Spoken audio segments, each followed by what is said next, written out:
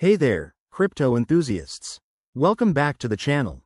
Today, we're diving into a super practical tutorial: how to withdraw your Bitcoin from Robinhood to your Coinbase wallet in 2025. Whether you're looking to diversify your holdings or just move your assets for better security, this step-by-step guide will have you sorted in no time.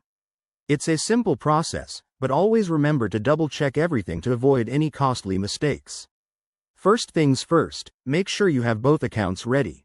You'll need a Robinhood account with some Bitcoin in it and a Coinbase wallet set up to receive the funds. Start by opening the Robinhood app or website and logging in with your credentials.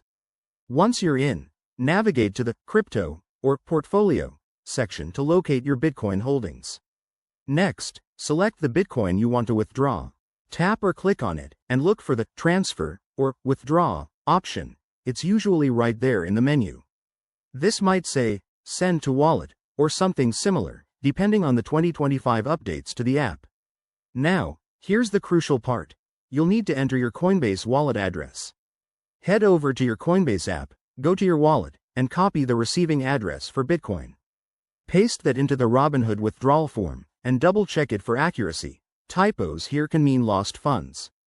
After that, you'll see a confirmation screen showing the amount, fees, and estimated time for the transfer. Robinhood might charge a small fee, so keep an eye on that.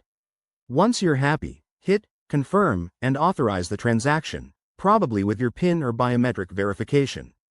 Sit tight while the network processes it. Bitcoin transactions can take anywhere from a few minutes to an hour, depending on network congestion. Finally, once it's done, jump back to your Coinbase wallet and refresh to see your Bitcoin arrive. Congratulations, you've successfully moved your assets.